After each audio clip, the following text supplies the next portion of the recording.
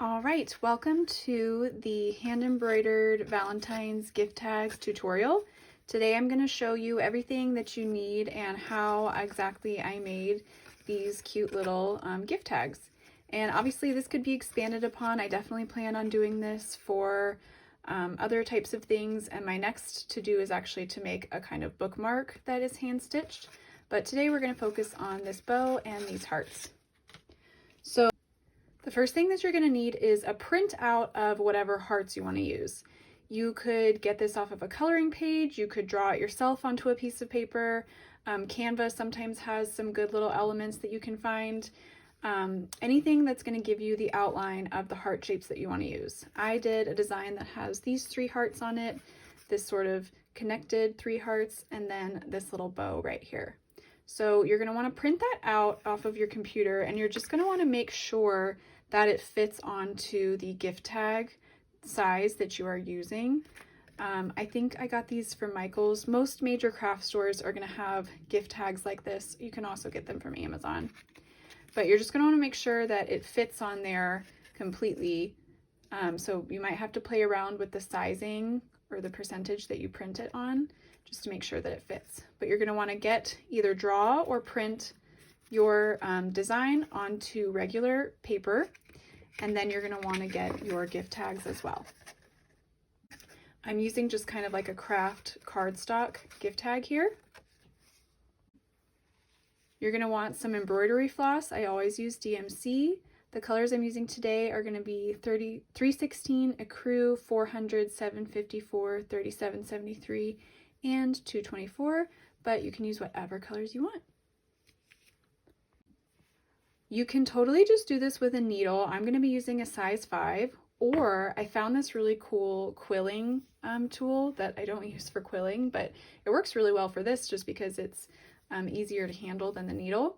And so you could use the sharp side of a quilling tool as well to poke the holes. And then you're also going to want some scissors or embroidery scissors. I'm going to use a little bit of shiny gold floss.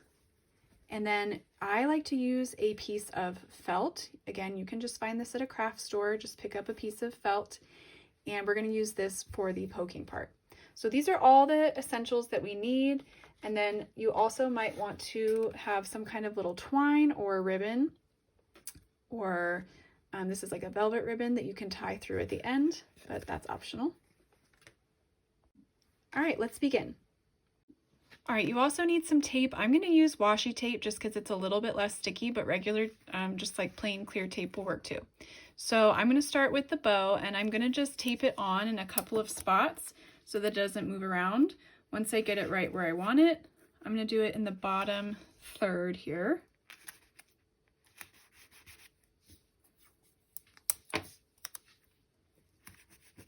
So just tape that on. You'll do the same thing with the other pieces.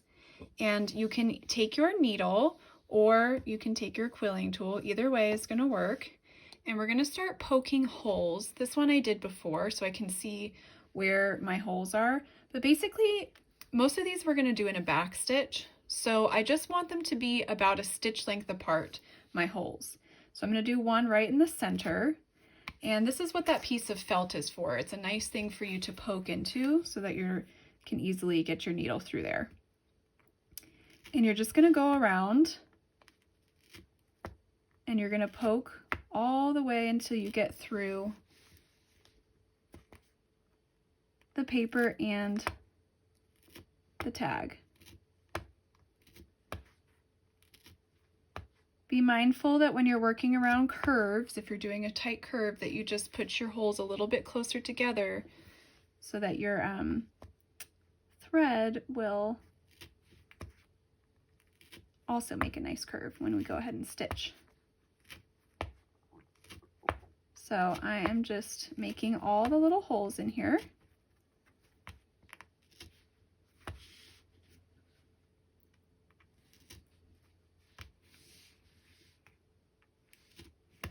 So you can see that. Let me back it up a little bit.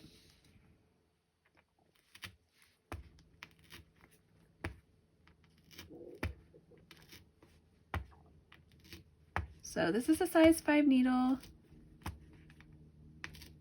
Again, a quilling tool works great because it's a little bit more comfortable to handle than a needle. It does make a little bit of a bigger hole, which is fine. You can see it goes quite a lot quicker with that. So once you've made all of your holes, you can go ahead and take off the tape. And now you'll see that everything is pre-poked for you. So you can see my holes got a little bit bigger here, but that's okay. If you are using this, note that it is a lot bigger, so you don't need to poke it all the way through. When we go ahead and stitch with our size 5 needle, it'll be able to pull up and through that hole just fine.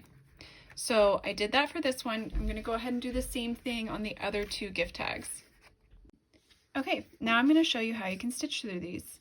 I am going to start with these hearts right here, and on the bottom heart I'm going to use 3773, and I'm going to go ahead and use all 6 strands because I want these hearts to be nice and thick. So I'm still using a size 5 needle here. You're going to go ahead and just get all 6 strands through the end of that needle, and then you want to tie off a knot at the other end. You just want to be sure if you're using less than 6 strands that your knot at the end is big enough that it'll not come through one of the holes. And we're just going to do a back stitch here. So with this, it's a little hard to do by feel, so you're going to want to kind of look.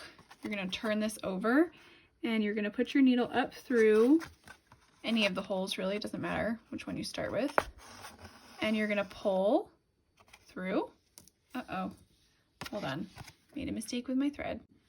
Y'all, let's try that again. Okay, so I'm going to go up from underneath on the back side, and I'm gonna pull all the way through. Sometimes it can be just a little tricky, so you can pull, you know, pretty hard, it'll be okay. And then you're going to make a down stitch in the hole next to the one you came through the first time. And pull until it's tight. Then, just like we're doing back stitch, I'm going to go up from underneath from the next hole away and pull it through. And then I want to go back down through this same hole from the previous stitch. So I'm going to send my needle back down through that hole again. And pull. Now I'm going to go up a stitch length away, or 1 hole away. And then I'm going to go back down through that same hole from the previous stitch.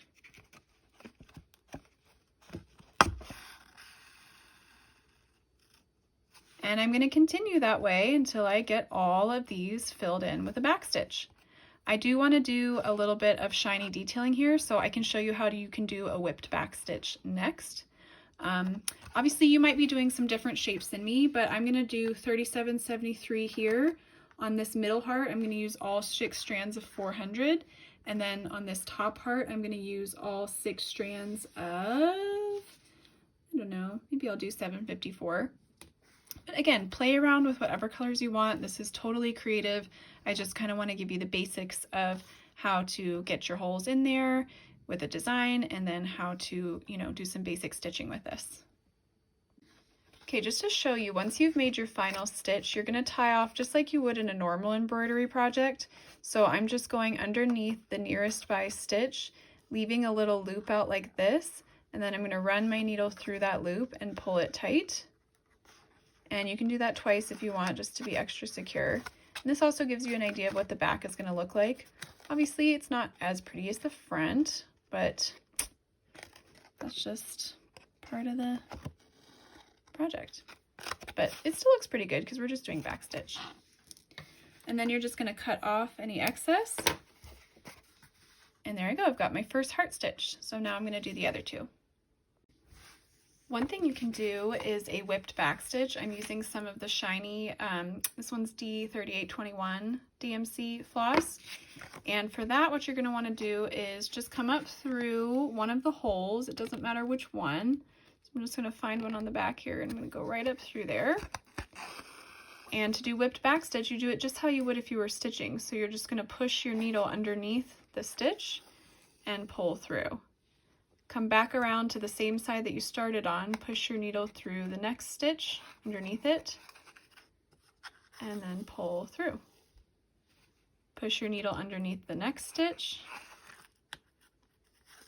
and then pull through.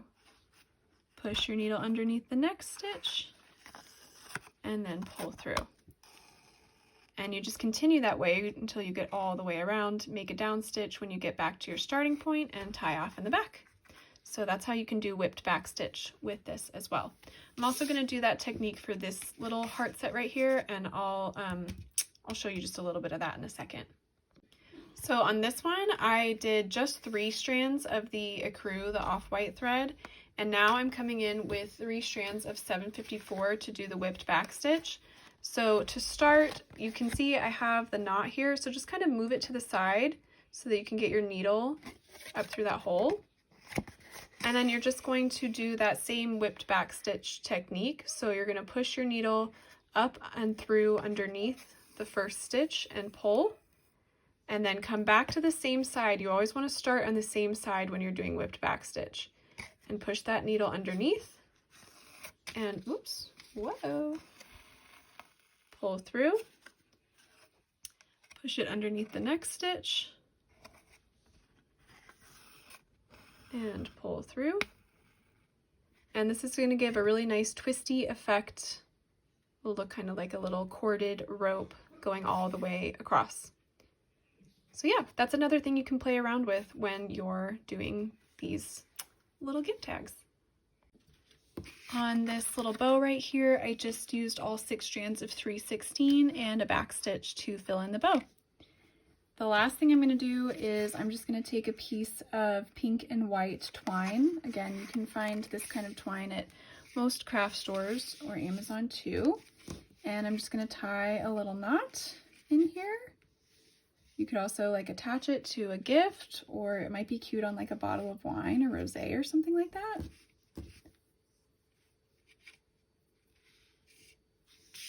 Cut off the excess. Whoops. Okay.